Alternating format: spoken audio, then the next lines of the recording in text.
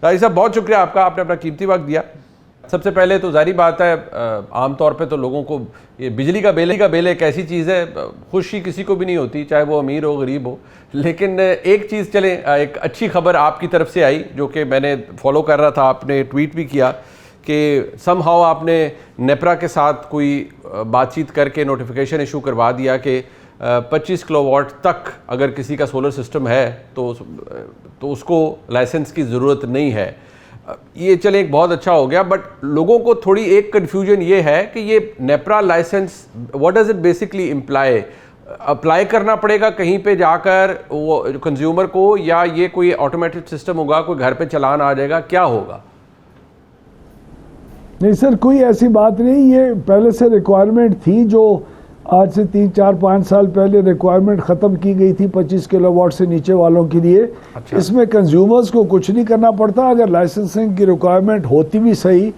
تو جب آپ اپنے ڈسکو کے اندر اپلائی کرتے ہیں وہی جو پیپر ورک ہے اب ہم نے سارا آٹومیٹڈ کر لیا ہے، کاغذی کاروائیاں ختم کر دی ہیں، تو آٹومیٹکلی ایک پورٹل کے اوپر آپ اپلائی کرتے ہیں، وہاں سے وہ چیزیں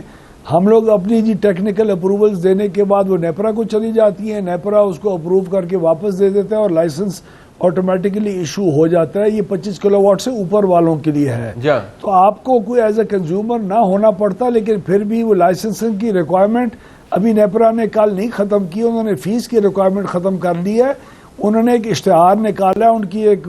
ریگولیٹری ریکوائرمنٹ ہے، 1 مہینے کے اندر اندر وہ لائسنسنگ کی ریکوائرمنٹ بھی ختم ہو جائے گی اگر انہوں نے اس ہیئرنگ کے بعد فیصلہ کیا، لیکن یہ کنزیومرز کو کوئی ہرٹ نہیں کرے گا، فیس ختم ہو چکی ہوئی ہے کل ان کے فیصلے کے مطابق، ان کی مہربانی ہے، انہوں نے ہماری کنسیڈریشن کو ڈیو اٹینشن دے کے کر دیا۔ بٹ لگائی صاحب یعنی کہ 25 کلو واٹ تک تو ختم ہو گئی ہے، بٹ 25 سے اوپر جس کا ہے اس کو تو پھر کو فی پے کرنی ہے نا جی، تو میں وہی جاننا چاہ رہا تھا اس کا کیا پروسیجر ہے، لائک جو کنزیومر ہے جس کے گھر میں لیٹ سے 30-40 کا کہیں لگا ہوا ہے، کسی اور جگہ لگا ہوا ہے، تو اس کو کیا کرنا پڑے گا؟ وہ اپلائی کرے گا ڈسکو کو، اپلائی کرے گا ڈسکو کو، ایک خاص پورٹل اویلیبل ہے سب کے لیے اپلائی کرنے کے لیے، وہیں اب اپلیکیشنز آتی ہیں، وہ جب اپلائی کرے گا وہ پورٹل اس کو پروسیس کرے گا کہ تم جہاں اپلائی کر رہے ہو وہاں کے ٹرانسفارمر کے اندر جگہ ہے، 80% سے لوڈڈ زیادہ تو نہیں ہے، جب اس کی ٹیکنیکل اپروول ہو جائے گی اس کے بھی ہم نے نمبر آف ڈیز دیے ہیں، کچھ 14-15 دن ہیں، 14-15 دن کے اندر سسٹم آٹومیٹکلی بلکہ اسی وقت اس کو بتا دے گا کہ تم اپنے ریفرنس نمبر کو جو کر رہے ہو، ہم نے تمام میٹرز کو ٹرانسفارمرز کے ساتھ ٹیگ کر لیا ہوا ہے، کوئی ہیومن انٹرونشن نہیں ہے، وہ آٹومیٹڈ سسٹم ہے، اسی وقت آپ کو بتا دے گا آپ کے ٹرانسفارمر کے اوپر جگہ نیٹ میٹرنگ کی ہے نہیں ہے، اس کے بعد وہ جائے گا جی نیپرا میں، نیپرا کے پاس 8-10 دن ہے، وہ اس کی اپروول دے کے دے دے گا، آپ کو اپروول مل جائے گی، آپ کا سسٹم لگ جائے گا۔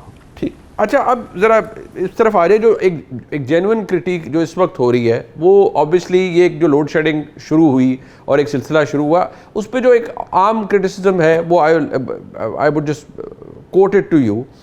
وہ آپ کے فارمر کولیگز میں سے ہیں، یعنی محمد زبیر صاحب، وہ کہتے ہیں جی کہ پاور سیکٹر میں اس وقت بڑی مس مینجمنٹ ہے، لوڈ شیڈنگ اس لیے کی جا رہی ہے کہ بجلی کی پیداوار زیادہ ہے اور ڈیمانڈ کم ہے، اور کیپیسٹی پیمنٹ کی مد میں ہم نقصان اٹھاتے جا رہے ہیں۔ تو یہ بات اوور آل بھی لوگوں کے ذہنوں میں ہے کہ آپ یہ جو ٹیکسیشن کا اتنی زیادہ ٹیکسیشن شامل کر دی گئی ہے بجلی کے بلوں کے اندر، میں دیکھ رہا تھا آپ کی جو کچھ اقتصادی امور کی جو قائمہ کمیٹیاں ہیں وہاں پر بھی یہ کہا جا رہا ہے کہ جی نمبر آف یونٹس اتنے ہیں، جو الیکٹریسٹی کاسٹ ہے وہ کوئی 3,000-3,500 روپے ہے، اس میں 6,000-8,000 روپیہ ٹیکس ڈلا ہوا ہے۔ کیا یہ بائی ڈیمانڈ آپ کو گورنمنٹ کی طرف سے فیڈرل گورنمنٹ کہہ رہی ہے جی بیکاز آبویسلی ہمارا شارٹ فال ہے ٹیکسیشن کا، تو یہاں بجلی کے بلوں میں ٹیکس لگائے جائے، because that is what people are thinking کہ آپ الیکٹریسٹی کاسٹ شاید اتنی نہیں ہے، آپ ٹیکسز بہت زیادہ چارج کر رہے ہیں۔ سر اس میں 2-3 چیزیں اگر آپ بجلی کے بل کو اٹھا کے دیکھیں، ایک ہوتی ہے کاسٹ آف الیکٹریسٹی، بجلی کی قیمت ہے، ایف سی ایز QTS اگر آپ لائے ہوتے ہیں وہ فل ریکوری کے لیے ہوتا ہے، ایک کاسٹ آف الیکٹریسٹی ہے، اس کے بعد ایک سیلز ٹیکس ہے، سیلز ٹیکس آپ کو اس کو ایز اے سروس، ہمارے پورے ملک کا قانون ہے، وہ کنزیومر کو اس بجلی کی قیمت کے اوپر سیلز ٹیکس دینا پڑتا ہے،